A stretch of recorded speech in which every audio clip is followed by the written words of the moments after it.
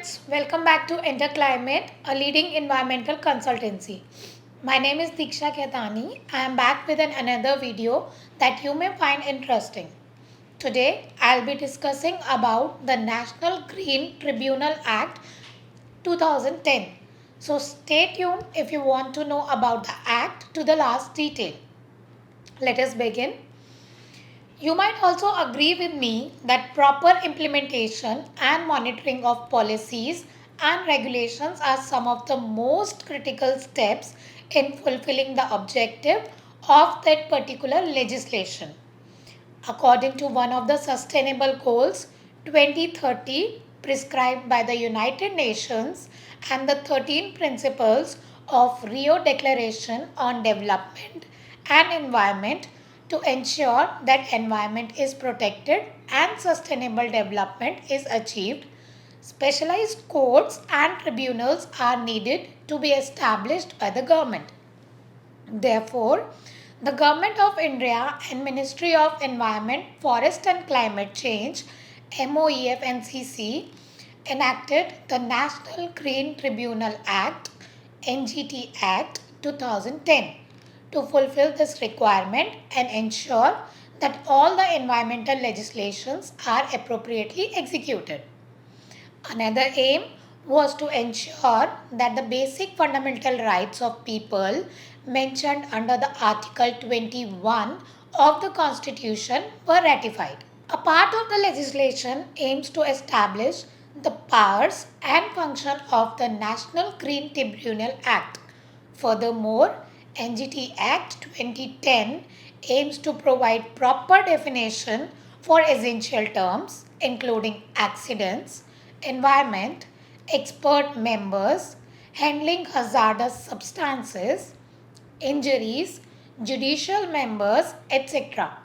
Now, allow me to explain a bit further about the National Green Tribunal. NGT was instituted under the National Green Tribunal Act 2010 on October 18, 2010. The primary purpose behind the institution of the tribunal was to dispose of the cases related to environmental protection effectively and quickly. Along with this, NGT under the Act also has a jurisdiction over cases related to preserving forest and natural resources. Moreover, the National Green Tribunal is responsible for enforcing legislation relating to the environment. The tribunal's decisions are irrevocable and have the power to award compensation as a relief. Next, let's now discuss the jurisdiction of the NGT. NGT has jurisdiction over matters relating to legislations mentioned under Schedule 1 of the National Green Tribunal Act 2010. The listed statutes in Schedule 1 are the Air Prevention and Control of Pollution Act 1981, the Water Prevention and Control of Pollution Act 1981, the Water Prevention and Control of Pollution Cess Act 1977, the Public Liability Insurance Act 1991, the Forest Act 1980, the Environment Protection Act 1986, the Biological Diversity Act 2002. The tribunal under the Act has authority over all civil cases, including substantial questions relating to the preservation of the environment. Moreover, any person aggrieved by any judgment or the decree of appellate authorities under the legislations mentioned above can also challenge them before the National Green Tribunal. After knowing this much, wouldn't it be great to know about the functions and power of the NGT? Stay tuned as I am about to discuss the same. The powers and functions of National Green Tribunal are defined under Chapter 3, Section 19 of the National Green Tribunal Act 2010. Some of its powers and functions are The tribunal has the power to decide all the matters, including substantial questions relating to preservation of environment. NGT is a statutory body that entertains matters of appellant jurisdictions and matters concerning original jurisdiction.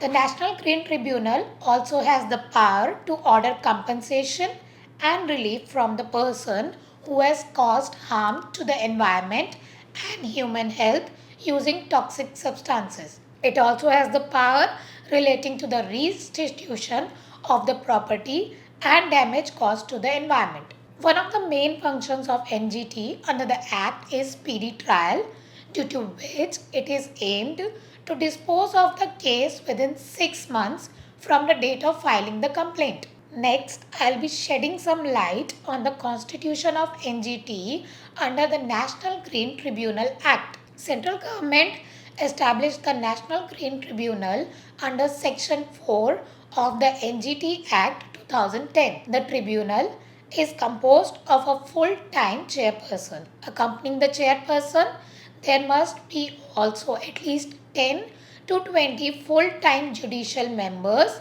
as prescribed by the central government. Talking about the eligibility, the chairperson or the judicial member of the NGT should be or must have been a Chief Justice of a High Court or a Judge of a Supreme Court. In case of a judicial person, any judge of High Court present or ex may also control the office. Talking more about the tribunal, it is now time to disclose the stakeholders under the NGT Act. The National Green Tribunal Act also states that an application for a grant of compensation or relief for reimbursement of the dispute may be made to the tribunal by any person, including any person who has endured physical harm to the body, the property owner whose property has been damaged, any of the legal representative of the departed where the death has resulted from environmental damage, any person duly sanctioned by such person or owner of such land, or any of the legal representatives of the departed as the case may be. Any person aggrieved, including any representative, body or organization. Apart from this, central government or state government or any government authorities including the CPCB, SPCB, PCC, Union Territory Administration or any environmental authority is recognized under the Environmental Protection Act 1986 has the liberty to move the tribunal to the matters relating to the environmental protection. Let us now talk about relief and compensation under the National Green Tribunal Act 2010. Under the Act, NGT has the power relating to the reinstitution of property and damage caused to the environment. But under Section 24, the Act has mentioned various limitations, conditions to the compensation, including the application for compensation relief should be made within 5 years to NGT. Under Schedule 2, the heads under the compensation are payable as death or permanent disability of a person, presence of work loss or wage loss and medical expenses, when it has instigated damage to personal or private property, addition of the expenses the government incurs for providing relief to the affected party, the reimbursement that is obligatory for the environmental refurbishment of the quality, employment of loss or business, claims to evolve out of the undertakings dealing with hazardous substances. So now, before winding up the video, let me just describe about the penalty under NGT Act 2010. The National Green Tribunal Act 2010 also prescribes a penalty under Section 26 in case someone or some organization fails to abide by the guidelines given by the tribunals or NGTs. The penalty as laid down by the provisions are imprisonment that may extend to 3 years, a fine that may extend to 10 crore rupees. In some extreme cases, both are imposed. If the fine is still not paid, the amount of 25,000 is still charged daily. In the case of the company, it will be punishable under the Act. The punishment includes fine may be imposed and may extend it to 25 crores. But if the company's activities continue even after the penalty, an addition of fine of 25,000 per day will be imposed. Before leaving, I will be more than glad in telling you that how can Enterclimate assist you regarding this.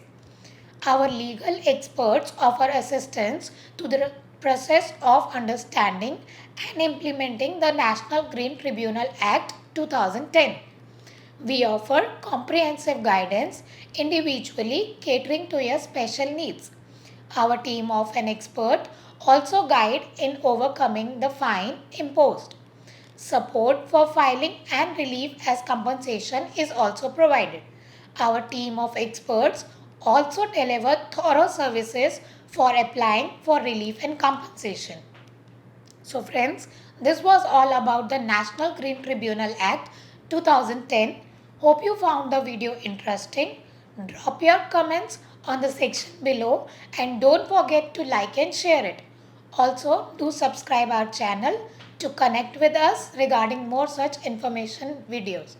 In case of any queries, feel free to reach us by contacting on the details being shown on your screens below. Thank you.